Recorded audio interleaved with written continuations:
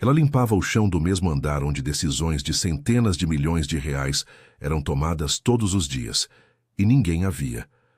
Mas naquela tarde, Renata Souza tinha uma informação que nenhum técnico, nenhum laudo e nenhum relatório de mercado possuía. Uma informação que vinha da terra, das mãos calejadas do pai, do cheiro de lavoura doente que ela conhecia desde criança. O problema era um só. Para salvar aquela empresa, ela precisava ser ouvida. E, para ser ouvida, ela precisava enfrentar a mulher mais poderosa do 23º andar, que olhou nos seus olhos na frente de todos e disparou a pergunta como se fosse uma sentença.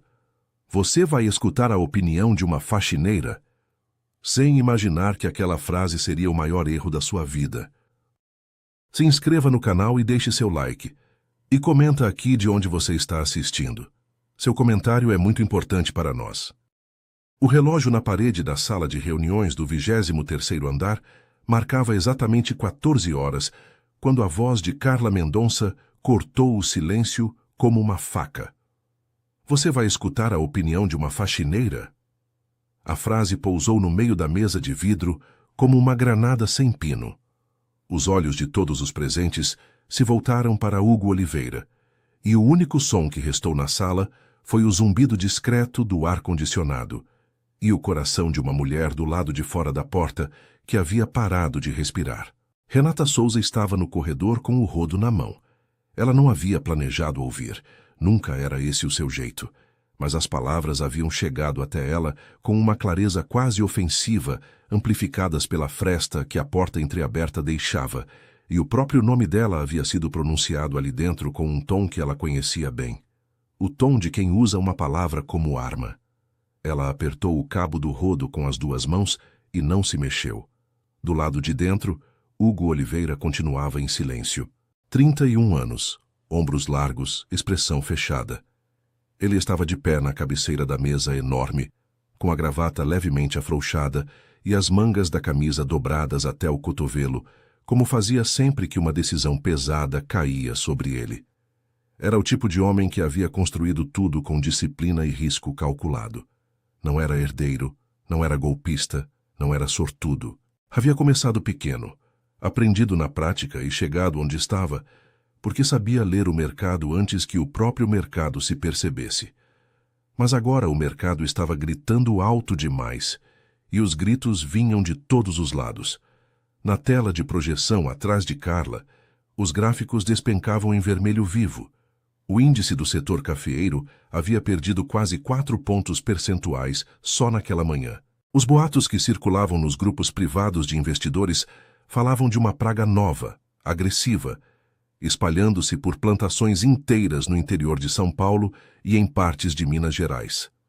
Ninguém tinha laudo definitivo ainda, mas o mercado não esperava laudos. O mercado corria, e a Oliveira Capital tinha concentradas naquele setor ações que representavam 43% do portfólio de Hugo. Não vamos vender, repetiu Carla, posicionando-se à frente da tela, como se fosse a advogada do próprio futuro da empresa. Temos o doutor Fábio Lemos, o melhor agrônomo do setor. Temos laudos de 12 dias atrás. Não existe praga em escala relevante. O que existe é alarmismo de quem quer comprar barato o que é nosso. Carla Mendonça tinha 30 anos. Cabelos castanhos sempre presos num coque impecável e uma habilidade irritante de transformar toda discussão num monólogo de apresentação corporativa. Havia entrado na sociedade 3 anos antes com capital, com contatos e com uma confiança em si mesma que beirava a indiferença pelos outros. Era competente, ninguém negava isso, mas havia um ângulo cego no centro de toda a sua competência. Ela acreditava que credibilidade tinha endereço, que a verdade só era verdade se viesse do cargo certo, do diploma certo, do sobrenome certo. 12 dias num mercado volátil é uma eternidade, Carla, disse Marcelo Braga, o diretor financeiro, com a voz de quem já havia tomado 3 cafés naquela tarde. Era um homem de 52 anos, cabelos grisalhos e o semblante de quem carregava planilhas até nos sonhos. Se a praga for real e nós não vendermos agora, a janela fecha. Não haverá segunda chance. Temos 48 horas antes da teleconferência com os investidores. Depois disso, qualquer venda vai parecer desespero. E se vendermos e não for real? Retrucou Carla, sem deixar espaço para a resposta. Aí somos nós que geramos o pânico, nós que despencamos a ação, nós que viramos notícia errada. Hugo ainda não havia falado.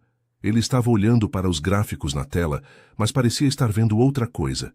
Marcelo o conhecia bem o suficiente para saber que aquele silêncio não era indecisão, era concentração. Hugo estava juntando pedaços de alguma coisa que ainda não fechava. Foi nesse momento que a porta abriu. Carla saiu com passos rápidos, o salto batendo no piso com aquela cadência que anunciava impaciência. Ela quase esbarrou em Renata. Parou, olhou de cima para baixo com a expressão que não era exatamente desprezo. Era pior que isso, era invisibilidade ativa, e disse com frieza clínica: "O corredor precisava ser limpo exatamente agora?" "Estou terminando, doutora Carla, desculpe." Carla já havia virado as costas. Renata ficou parada, rodo na mão, olhos baixos. Mas os olhos baixos eram postura, não rendição. Por dentro, algo estava se movendo rápido demais. Ela havia ouvido o suficiente naqueles últimos 20 minutos para entender o essencial. A empresa de Hugo estava em perigo. As ações eram todas no café. Os técnicos diziam que a praga era boato. E havia alguém ali dentro que havia pronunciado a palavra faxineira, como se isso fosse o argumento definitivo para que ela não existisse naquela conversa. Mas o que Renata sabia, e que nenhum técnico de escritório sabia, era que o interior não mandava aviso antes de destruir uma lavoura.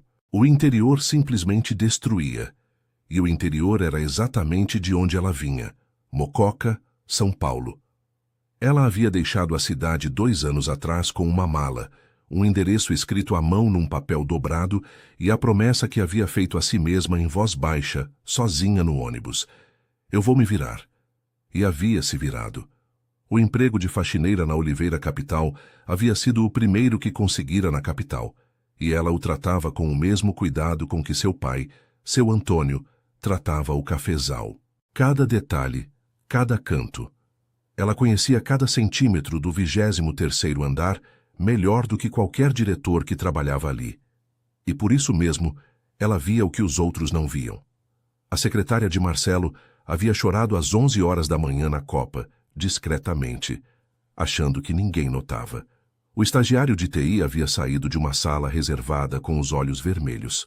O próprio Marcelo havia pedido 3 cafés naquele dia, e Renata sabia que Marcelo só bebia café quando estava com medo de verdade.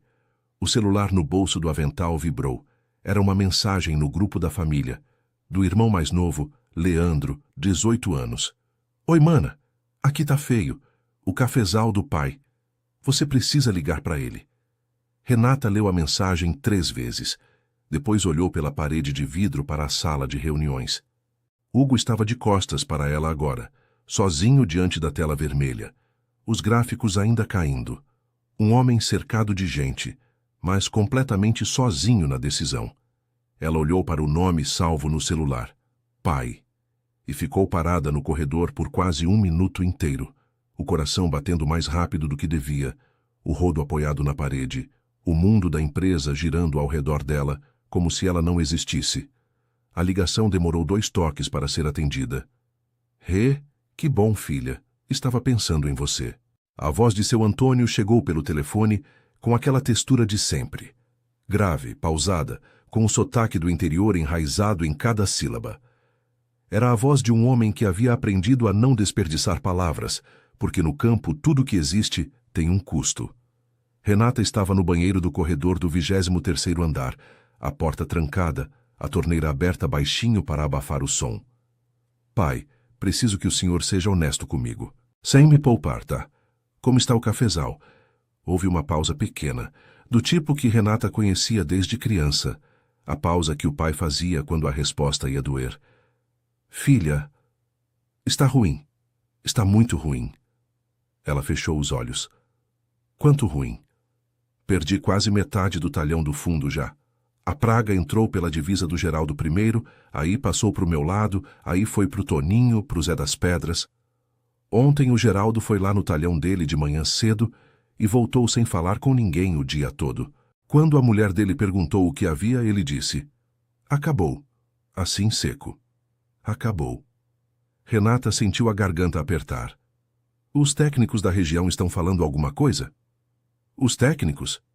Seu Antônio deu uma risada curta, sem graça. Filha, técnico aparece depois que a lavoura já foi. Aqui no interior quem avisa é a terra. E a terra já avisou. Eu estou vendo com esses olhos meus. As folhas ficam manchadas, depois encanoam, depois o fruto cai antes do tempo. Não tem cheiro de café quando você passa perto. Só tem cheiro de coisa morta. Pai, o senhor consegue me mandar um vídeo? Agora? Qualquer coisa, o senhor andando no cafezal, mostrando as plantas? Outra pausa. Vídeo eu sei fazer não, Rê. Mas o Leandro está aqui, deixa eu chamar ele. 2 minutos depois, o celular de Renata vibrou. Era um vídeo de 42 segundos gravado pelo irmão. Seu Antônio, caminhando devagar entre as fileiras do cafezal, as mãos tocando os galhos com uma delicadeza triste, como quem toca o rosto de alguém doente. As folhas escurecidas nas pontas, enroladas para dentro como dedos fechados. Frutos no chão, fora de época. E no fim do vídeo, a voz do pai, de costas para a câmera. Isso aqui era o melhor talhão que eu tinha. 22 anos cuidando disso. Renata assistiu ao vídeo 3 vezes seguidas. Depois ficou parada olhando para a própria imagem no espelho, acima da pia. Cabelos presos, uniforme azul, rosto de quem acabou de entender que estava prestes a fazer alguma coisa que poderia destruir o único emprego que tinha. Ela destrancou a porta e saiu. A assistente de Hugo, uma jovem chamada Priscila, tinha 24 anos. Um fone de ouvido no ouvido esquerdo, uma planilha aberta no computador e uma habilidade apurada de dizer não com cortesia suficiente para parecer gentileza. Ele está em reunião até às 16 horas. Depois vai para uma chamada com o banco. Não tem janela hoje. Priscila, é urgente. É sobre as ações do café. A assistente olhou para Renata com uma expressão que não era má vontade, era genuína incompreensão. O que uma faxineira poderia ter a dizer sobre ações do café que justificasse interromper o CEO? Renata, eu entendo, mas eu não posso fazer isso sem que ele peça. Então me deixar uma mensagem, escrita no papel que você coloca na mesa dele. Ele não lê papéis entre reuniões, ele. Priscila. Renata abaixou levemente a voz, mas manteve o olhar firme. Se daqui a 48 horas as ações afundarem e ele descobrir que eu tentei avisar e você não deixou, o que você vai dizer para ele? A assistente piscou 2 vezes. Renata aproveitou o silêncio. Só preciso de 30 segundos com ele. 30 segundos. Se ele achar que estou perdendo o tempo dele, eu saio e nunca mais menciono isso. Juro. Priscila olhou para a porta fechada do escritório de Hugo. Depois olhou para Renata. Depois para o celular na mão dela, onde o vídeo do cafezal ainda estava na tela. Quando ele sair para buscar o café dele, às 15 horas e 45 minutos, ele passa pelo corredor do lado sul. Você não ouviu isso de mim. 15 horas e 43 minutos. Renata estava no corredor do lado sul com o carrinho de limpeza posicionado de um jeito que parecia trabalho, mas era estratégia. O coração batia num ritmo que ela não conseguia controlar. A porta do escritório abriu às 15 horas e 46 minutos. Hugo saiu com o celular na mão, lendo alguma coisa, os ombros tensos, a expressão de quem havia passado as últimas horas engolindo más notícias em sequência. Ele quase passou reto. Doutor Hugo. Ele parou, olhou para ela, não com impaciência, com surpresa genuína. Era raro alguém do andar chamá-lo pelo nome, com aquela direteza. Sim? Eu sei que o senhor não tem motivo nenhum para me ouvir, mas eu tenho uma prova de que a praga é real, e preciso de 30 segundos. Hugo Oliveira ficou completamente quieto por 2 segundos. Depois disse, 30 segundos. Renata desbloqueou o celular com os dedos que não tremiam por força de vontade e colocou o vídeo para tocar. Não disse nada enquanto ele assistia.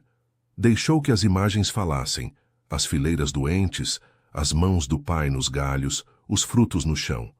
E no final, a voz de seu Antônio. 22 anos cuidando disso. Hugo ficou olhando para a tela preta por um momento, depois que o vídeo acabou. Quem é esse homem? Perguntou ele com a voz mais baixa do que antes. Meu pai. Ele tem um sítio em Mococa. Pequeno produtor. Ele não tem motivo para inventar isso. Ele não sabe de ações, não sabe de bolsa. Ele só sabe que perdeu metade do talhão e que os vizinhos também estão perdendo. E os técnicos da sua região? Aparecem depois que a lavoura vai. No interior não tem alerta precoce. Tem olho de quem vive na terra. Hugo olhou para ela. Não era o olhar que ela recebia normalmente naquele andar, o olhar que passava por ela como se passasse por uma cadeira. Era um olhar real, o tipo de olhar que avalia, que pesa, que decide e se confia. Como você se chama? Renata. Renata Souza. Há quanto tempo você trabalha aqui, Renata? 2 anos. Ele assentiu devagar, como se a informação se encaixasse em algum lugar que ele ainda estava organizando. Então pegou o próprio celular e disse: Me manda esse vídeo. Ela quase não acreditou, mas digitou o número que ele ditou e enviou o arquivo sem hesitar. Obrigada, disse Hugo, e foi buscar o café. Renata empurrou o carrinho de volta pelo corredor com passos regulares, controlados, olhando para a frente. Mas por dentro, algo havia se soltado. Um nó que ela carregava no peito desde que havia discado para o pai, e que agora estava levemente menos apertado. Ela não havia chegado ao fim. Sabia disso. Havia apenas plantado uma semente num solo que ainda podia rejeitar tudo, mas havia plantado. O que ela não viu foi Carla Mendonça parada na entrada do corredor lateral, imóvel, observando Hugo voltar para o escritório com o olhar preso no celular, e observando Renata desaparecer pelo outro lado com o carrinho de limpeza. Os olhos de Carla estreitaram apenas 1 milímetro. Era o suficiente. A reunião das 17 horas havia terminado com mais perguntas do que respostas. Hugo estava sozinho no escritório, de pé diante da janela que dava para a cidade. Lá embaixo, os carros formavam um rio lento de luz vermelha no crepúsculo. Ele havia assistido ao vídeo do pai de Renata pela 5ª vez. Havia ampliado alguns quadros, pausado nos galhos, olhado para os frutos caídos no chão com a atenção de quem tenta encontrar uma mentira, e não encontrava. O celular vibrou. Era Marcelo. Hugo, precisamos conversar antes de amanhã. A janela de venda sem suspeita de insider fecha em 26 horas. Depois disso, qualquer movimento grande vai ser investigado. Você sabe disso. 26 horas. Ele respondeu apenas: Sei. Depois ficou olhando para a mensagem sem digitar mais nada. O problema não era a decisão em si. Hugo havia tomado decisões difíceis antes. Havia vendido participações no momento errado. Havia comprado quando todo mundo fugia. Havia errado e acertado, e aprendido com os dois. O problema era a origem da informação. Porque se ele vendesse agora e alguém descobrisse que a decisão havia nascido de um vídeo que uma faxineira havia lhe enviado pelo celular, o mercado não ia enxergar coragem, ia enxergar fragilidade, ia dizer que ele havia entrado em pânico por causa de um pequeno produtor do interior. E Carla ia usar isso para sempre. Ele desligou a tela do computador e saiu. Carla Mendonça não perdeu tempo. Assim que viu Renata saindo do corredor e Hugo voltando com um olhar diferente, ela havia feito a única coisa que sabia fazer quando sentia o controle escorregando. Foi atrás de informação. Às 17h20, ela chamou Priscila para uma conversa rápida na sala de apoio. Tom amigável, sorriso calculado. Priscila, pode me dizer se Hugo teve alguma reunião não agendada hoje à tarde? A assistente hesitou 1 segundo a mais do que deveria. Não que eu saiba, doutora Carla. Tem certeza? Porque eu o vi voltando do corredor sul com uma expressão diferente e vi a Renata, a faxineira, saindo pelo mesmo corredor. Priscila manteve o rosto neutro com um esforço visível. Deve ter sido coincidência. Ela limpa aquele corredor todo dia. Carla deixou o silêncio durar 3 segundos a mais do que o confortável. Depois sorriu de novo. Claro. Obrigada, Priscila. Mas antes de sair, parou na porta com uma naturalidade ensaiada e disse, sem virar o rosto completamente: Só por curiosidade, você sabe se a Renata tem algum parente que trabalha no setor agrícola? Produtor rural, coisa assim? Priscila não respondeu. Carla não precisava que ela respondesse. A pergunta já havia sido plantada. Às 19 horas, quando a maioria dos funcionários havia ido embora e o 23º andar estava quase vazio, Carla entrou na sala do Dr. Fábio Lemos, o agrônomo-chefe, e fechou a porta atrás de si. Fábio era um homem de 55 anos, meticuloso, orgulhoso dos próprios laudos da mesma forma que um pai é orgulhoso dos filhos. Não era mau caráter, era simplesmente o tipo de profissional que confundia defesa do próprio trabalho com defesa da verdade. Fábio, preciso que você formalize um parecer escrito até amanhã de manhã, com assinatura com carimbo, dizendo que não há evidência técnica de praga em escala relevante nas regiões onde temos exposição. O agrônomo franziu a testa. Eu já disse isso na reunião. Dito é diferente de assinado. Hugo está considerando uma venda. Se ele vender com base num vídeo amador que alguém lhe mostrou e o mercado descobrir, nós dois perdemos credibilidade. Você entende o que estou dizendo? Fábio entendeu. Às 20h15, o parecer estava sendo redigido. Hugo não havia ido embora. Era quase 21h quando ele saiu do escritório pela segunda vez naquela noite, a gravata no bolso, a camisa com as mangas dobradas, o rosto com aquela expressão específica de quem está travando uma batalha interna que ninguém mais vê. Ele foi até a copa buscar água e ouviu, antes de chegar à porta, o som rítmico de um pano sendo passado no chão. Renata estava limpando a copa. Ela o viu entrar e fez o movimento natural de recuar com o carrinho dando espaço. Não precisa parar, disse Hugo. Ela não parou, mas o ritmo do trabalho mudou imperceptivelmente, ficou mais lento. Hugo pegou uma garrafa de água da geladeira, ficou parado por um momento, e então disse, sem virar o rosto completamente, "Por que você fez isso hoje?" Renata continuou passando o pano por mais 2 movimentos antes de responder. "Porque eu vi gente com medo nesse andar o dia inteiro. E eu sei o que acontece quando o medo tem razão, e ninguém faz nada. Você sabia que poderia perder o emprego por isso?" Não era pergunta, era constatação. Sabia. Hugo finalmente virou para ela. "E mesmo assim você foi." Renata parou o rodo, olhou para ele de frente, não com desafio, com simplicidade. "Doutor Hugo, eu vim de Mococa com uma mala e um endereço escrito à mão. Levei 6 meses para conseguir esse emprego. Ele é importante para mim, muito importante. Mas lá no interior, quando uma praga entra, ela não avisa. Ela não manda relatório. Ela só destrói. E aqui dentro, tem gente que só precisa do salário do mês para pagar o aluguel e sustentar filho. Se eu fico calada e no fim do mês, metade deles perde o emprego. Como é que eu olho para mim mesma?" Hugo ficou em silêncio por um momento. "O seu pai vai conseguir recuperar o cafezal?" A pergunta chegou de um ângulo que ela não esperava. Ela sentiu algo se mexer no peito, mas manteve a voz estável. "Ele vai tentar, sempre tenta, mas ele não é jovem e a terra estava cansada antes da praga chegar. Vai ser difícil. Há quanto tempo ele cuida daquele sítio?" "Desde antes de eu nascer. 26 anos que eu tenho, mais uns 10 antes disso." Hugo assentiu devagar. Havia algo no rosto dele que não era pena, era reconhecimento. O tipo de respeito que nasce quando alguém percebe que a história do outro tem peso real. "Você dormiu essa semana?" perguntou Renata de repente. Ele piscou levemente surpreendido pela pergunta. "Por quê?" "Porque o senhor tem a mesma cara que meu pai tem quando está carregando alguma coisa sozinho e não quer preocupar ninguém." Hugo ficou olhando para ela por 3 segundos sem responder. Então, pela primeira vez naquele dia inteiro, esboçou algo que quase era um sorriso. Não o sorriso de reunião, não o sorriso de apresentação para investidor. Algo menor e mais verdadeiro. "Não muito", admitiu ele. "Ninguém dorme bem quando a decisão ainda não foi tomada." "E quando é tomada?" Renata pensou por um segundo. "Aí você dorme.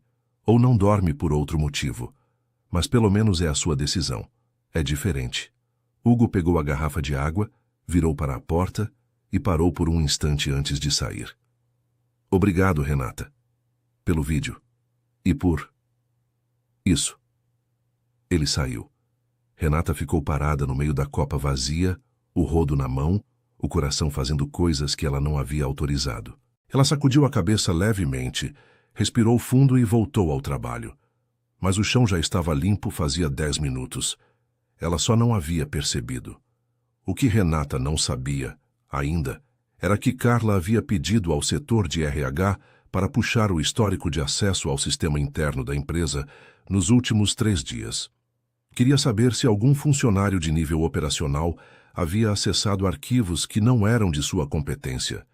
Era uma acusação disfarçada de procedimento.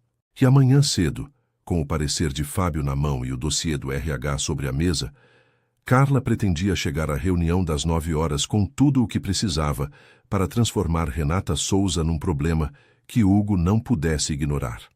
A guerra havia mudado de forma, e Renata ainda não sabia que era o alvo. A reunião das 9 horas havia sido convocada por Carla. Não era algo incomum. Ela tinha autoridade para isso. Mas havia algo na forma como o convite havia chegado na noite anterior, tarde, com a lista de presença incluindo o Dr. Fábio Lemos, o diretor financeiro Marcelo, 2 membros do Conselho Consultivo e a coordenadora de RH, que fazia o estômago de Marcelo revirar desde que ele havia lido o e-mail. Ele havia tentado ligar para Hugo 3 vezes. Hugo havia atendido na terceira, ouvido o resumo, ficado em silêncio por 5 segundos e dito apenas: "Eu sei o que ela vai fazer. Estarei lá." A sala de reuniões do 23º andar estava cheia às 9 horas em ponto. Hugo entrou por último, café na mão, expressão fechada. Sentou-se na cabeceira, olhou para Carla do outro lado da mesa e disse: "Pode começar." Carla estava preparada. Era visível em cada detalhe, a pasta organizada à frente dela, o parecer de Fábio impresso em 3 vias, a postura de quem havia ensaiado cada frase. Ela se levantou devagar, como quem tem tempo, porque o tempo já é seu. "Antes de discutirmos a posição das ações, precisamos falar sobre um problema de conduta que surgiu ontem", disse ela, com uma serenidade que era mais perigosa que qualquer raiva. Foi identificado que uma funcionária do setor operacional fez contato direto com o CEO para apresentar informação não verificada sobre o mercado, com aparente intenção de influenciar uma decisão estratégica da empresa. O silêncio na sala teve textura. Marcelo olhou para a mesa. Os membros do conselho trocaram um olhar. A coordenadora de RH abriu uma pasta. "Essa funcionária", continuou Carla, "é a Renata Souza, do setor de limpeza." Ela apresentou ao Hugo um vídeo amador, gravado no sítio do próprio pai, como se fosse evidência técnica de uma praga em escala relevante.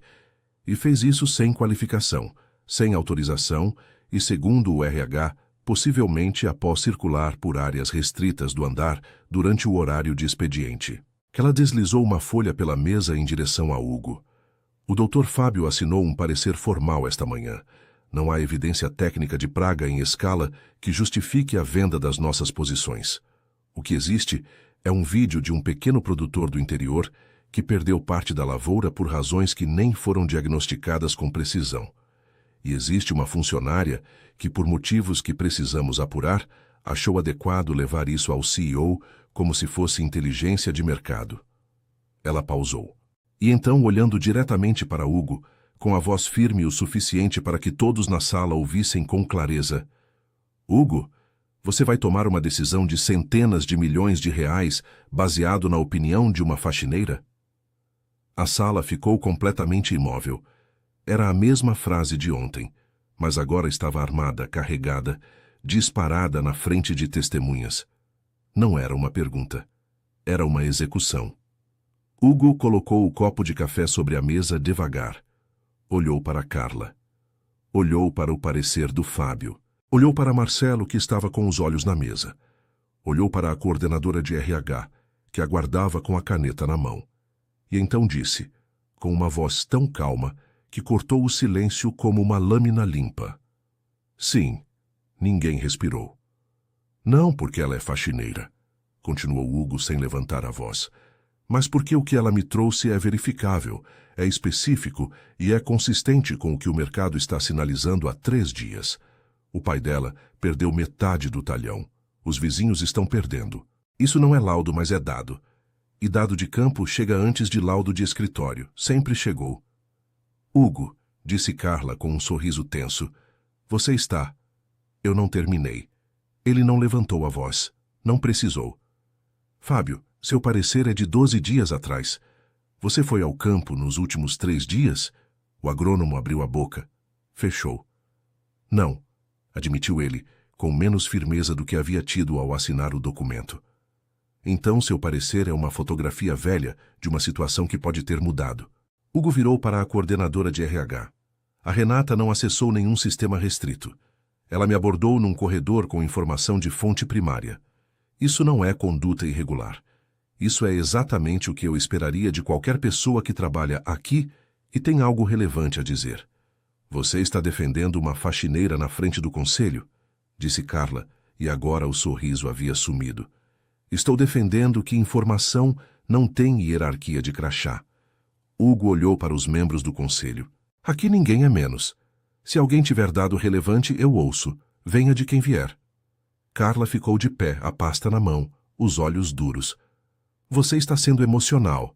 Estou sendo objetivo. Ele virou para Marcelo. Quanto tempo temos na janela? 18 horas, respondeu Marcelo, e havia alívio na voz dele que ele nem tentou esconder.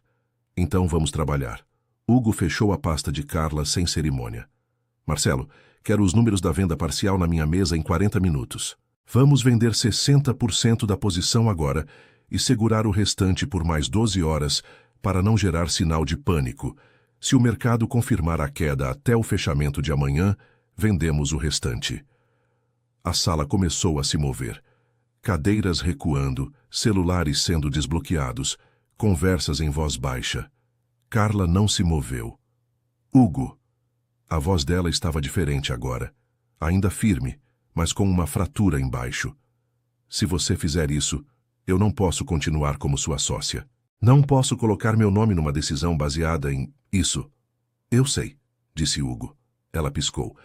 Eu sei, repetiu ele mais baixo. E eu lamento. De verdade. Mas eu não vou segurar uma posição porque tenho medo de parecer fraco. Isso nunca foi o meu jeito. Carla ficou olhando para ele por 3 segundos que pareceram muito mais longos.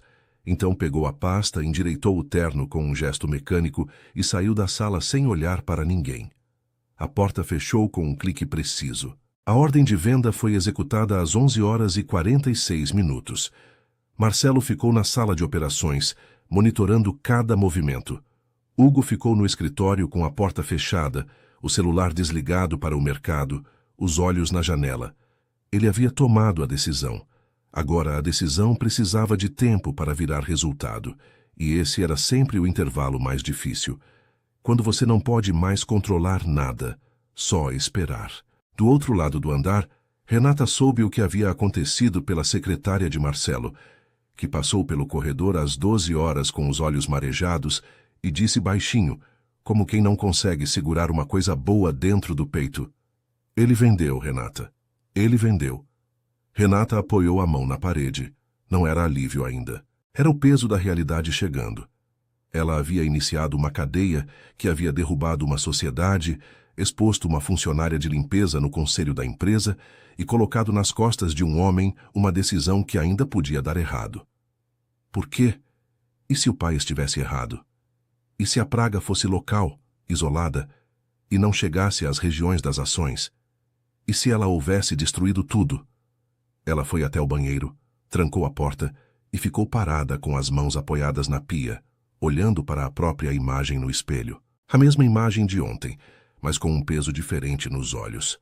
O celular vibrou. Era uma mensagem de Hugo, texto simples, sem floreio. Seja o que for que aconteça a partir de agora, você me deu a chance de escolher. Isso tem valor. Obrigado. Renata leu a mensagem 2 vezes. Depois colocou o celular no bolso, respirou fundo e abriu a porta. Havia um andar inteiro para limpar, e as próximas horas iriam decidir se a escolha havia valido. Às 16 horas, a primeira notícia chegou. Um portal especializado em agronegócio publicou um levantamento emergencial. A praga havia sido identificada oficialmente em 11 municípios do interior de São Paulo e 7 em Minas Gerais. Pequenos e médios produtores relatavam perdas entre 30% e 70% da lavoura. Os técnicos do setor estimavam que a colheita daquele ano seria a pior em 14 anos. O índice do setor cafeeiro caiu 6,8% em 20 minutos. Marcelo entrou no escritório de Hugo com o tablet na mão e os olhos arregalados. Hugo olhou para os números, olhou para Marcelo, olhou para a janela e, pela primeira vez naquele dia inteiro, respirou fundo de verdade. Os dias seguintes foram uma avalanche. A confirmação oficial da praga chegou em nota conjunta de 3 associações do agronegócio na manhã seguinte, e o mercado não esperou pelo segundo parágrafo. As ações do setor cafeeiro desabaram em cascata. Primeiro os fundos menores, depois os grandes, depois os que ainda tentavam segurar. Em 72 horas, o índice havia perdido 21% do valor.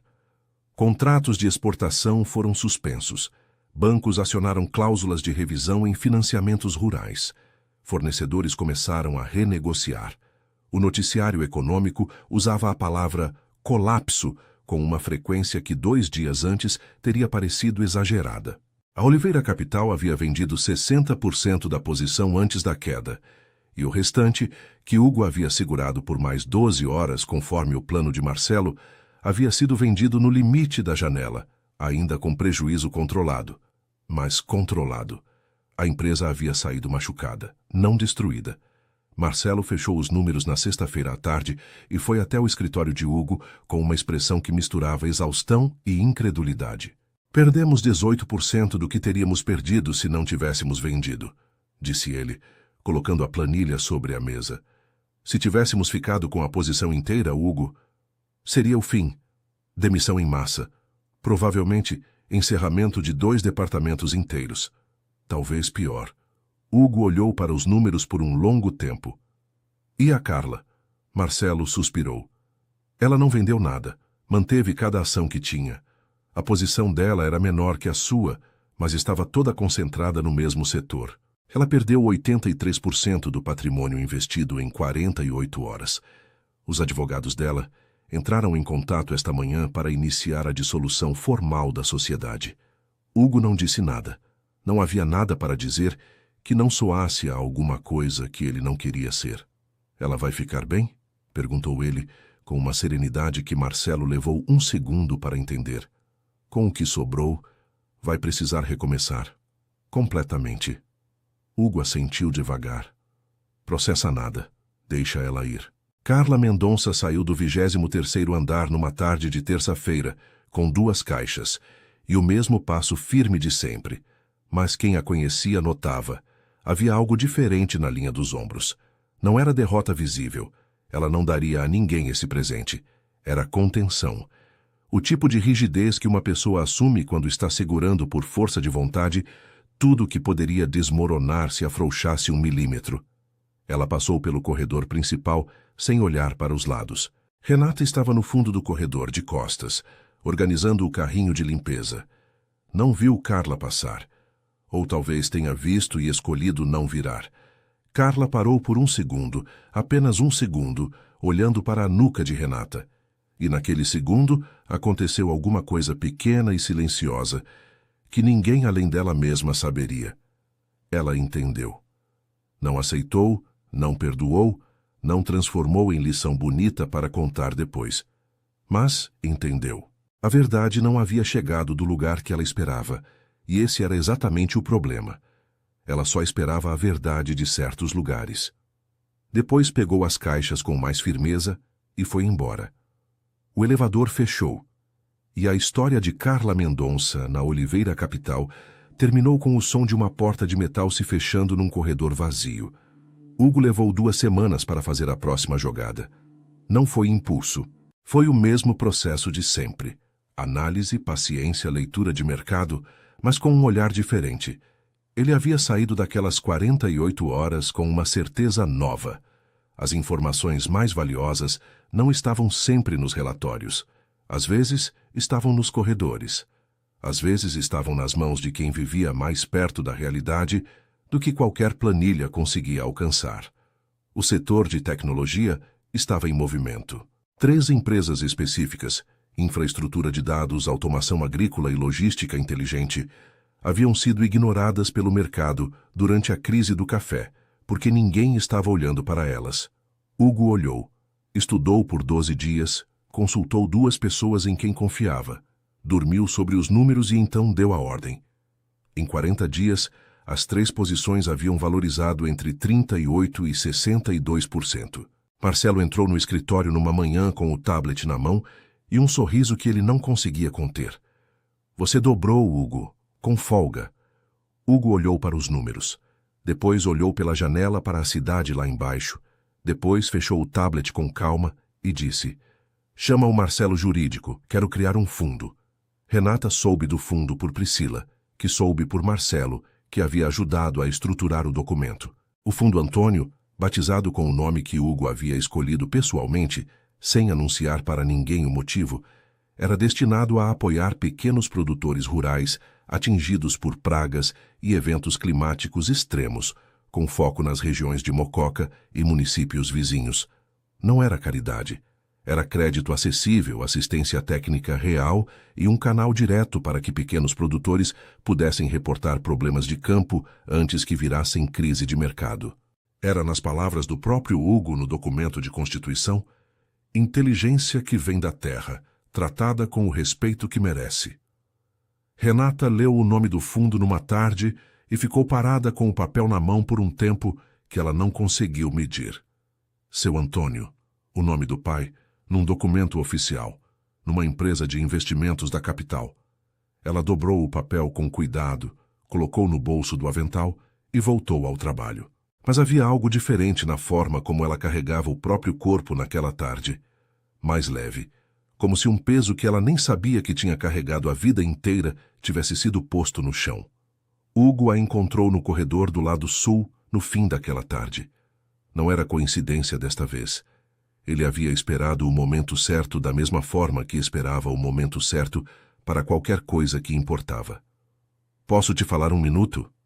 Ela parou o carrinho. Olhou para ele. Pode. Não aqui. Ele indicou a pequena sala de apoio ao lado, vazia naquele horário. Eles entraram. Ele não se sentou.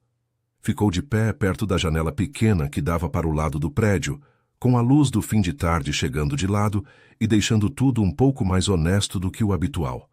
Eu quero te pedir desculpas, disse ele. Renata franziu levemente a testa. Por quê? Porque você arriscou o emprego, a reputação e a tranquilidade para salvar gente que mal sabia seu nome. E eu me beneficiei disso. E a única coisa que te dei em troca foi uma mensagem de texto. Renata ficou quieta por um momento. O senhor tomou a decisão certa. Era o que importava. Importava você também. Ele disse isso com uma simplicidade que não deixava espaço para interpretação elegante. Era direto porque era verdadeiro. Eu fiquei pensando muito nas últimas semanas no que você disse naquela noite na Copa, sobre dormir diferente quando a decisão é sua, sobre carregar coisa sozinho. Me lembro, eu não tenho muitas pessoas que falam comigo assim, sem querer nada, sem calcular nada, só falam. Renata olhou para ele por um momento longo. O senhor não precisa me agradecer por ser honesta. Honestidade não é favor. Não estou agradecendo pela honestidade. Ele fez uma pausa pequena.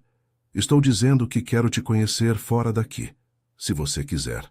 O silêncio que veio depois não era desconfortável. Era do tipo que acontece quando 2 pessoas estão processando algo ao mesmo tempo, e nenhuma das 2 quer estragar com pressa. Fora daqui, repetiu Renata com cuidado. O senhor sabe quem eu sou, né? Onde eu moro, o que eu faço, de onde eu vim? Sei. E quero saber mais. Ela olhou para ele por mais 3 segundos.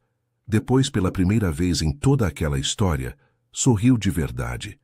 Não o sorriso contido de funcionária, não o sorriso de quem está sendo educada. O sorriso de Mococa, do interior, da menina que havia chegado com uma mala e um endereço num papel e havia se virado. Então tá, disse ela.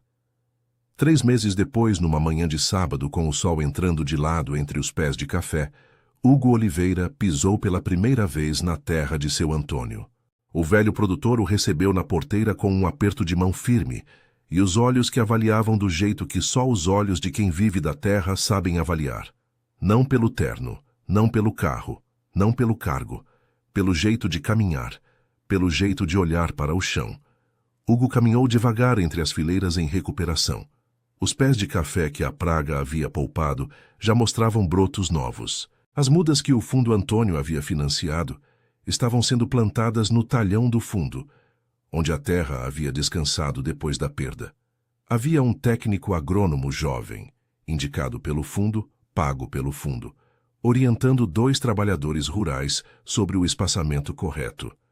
Seu Antônio caminhou ao lado de Hugo em silêncio por um bom tempo. Depois disse, com aquela voz grave e pausada que Renata havia herdado sem perceber: "Você salvou esse pedaço de chão. Sabe disso?" "Quem salvou foi sua filha", respondeu Hugo. O velho produtor olhou para Renata, que caminhava um pouco à frente, as mãos tocando as folhas novas dos pés de café com a mesma delicadeza de sempre. Depois olhou para Hugo. "Ela sempre foi a mais corajosa", disse ele com uma simplicidade que tinha o peso de tudo. Só ninguém nunca parou para ver. Hugo ficou olhando para Renata entre os pés de café, a luz da manhã no rosto, os cabelos soltos pela primeira vez que ele via, os pés na terra vermelha do interior de São Paulo. E pensou na pergunta que Carla havia disparado naquela sala de reuniões como se fosse uma arma. "Você vai escutar a opinião de uma faxineira?" Sim, havia escutado. E tinha sido a melhor decisão da sua vida. Renata virou para ele naquele momento, talvez sentindo o olhar, talvez por acaso, e encontrou os olhos dele. Não disse nada, não precisava. Havia um cafezal se refazendo atrás dela, um pai que voltava a ter esperança, uma terra que cicatrizava devagar. E havia um homem que havia aprendido, da forma mais real possível, que a voz de quem ninguém escuta é muitas vezes a única voz que diz a verdade. A pergunta de Carla havia ficado suspensa no ar daquele 23º andar, como uma acusação. A resposta estava ali, naquela manhã de sábado, num pedaço de terra do interior de São Paulo, entre fileiras de café novo, nascendo de uma terra que havia sobrevivido. E ela cheirava exatamente como o pai de Renata havia dito que o bom café cheirava quando a colheita ia bem, a começo.